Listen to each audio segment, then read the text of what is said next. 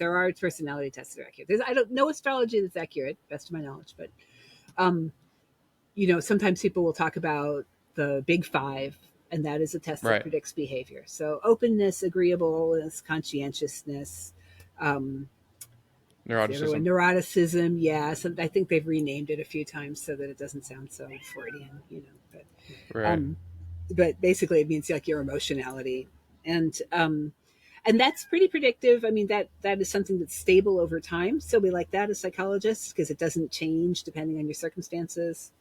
Um, Right. and basically the idea is if it's giving you a type, it's probably bullshit.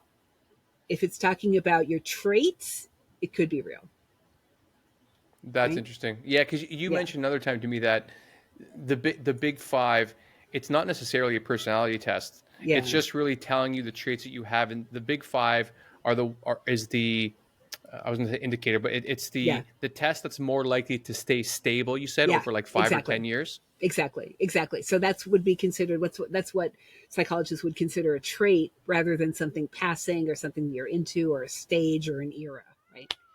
So Right. And you yeah, mentioned that like, so how would is the big five helpful at all? Like, let's say you get your big five yeah. traits and they are accurate.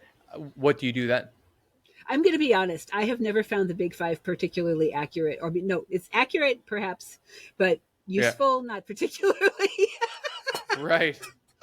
Because That's and great. again, like the nature of statistics, it's is that there will be a lot of people piled up in the middle in the mean, and then there will be a few Hmm. people on both ends, right? Okay. This is the bell Right. curve that we're all used to, right? Sure. And so if you are 53% conscientious, what do you do with that, right? Oh, it even gives you a percentage.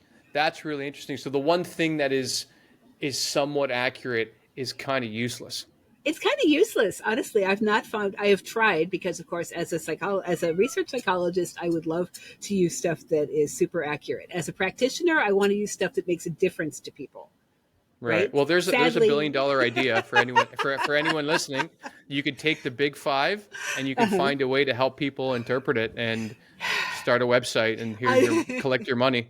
on an individual basis, that would be amazing. Now, on the group basis, again, it really works. So when Facebook got in trouble about 10-15 years ago for allowing Cambridge Analytica to gather personality data on the Facebook users without their knowledge to do research Hmm. without their knowledge, which is not something we're okay with in this era.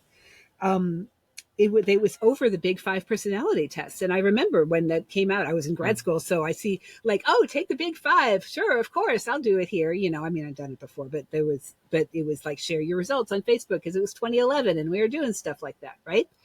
Right. And that was what Cambridge Analytica did with that was sell that data to people who are trying to get people elected, to people who are trying to sell people cars, because across groups that actually works. So those relative types are meaningful, but on the individual level, they're just not really very helpful.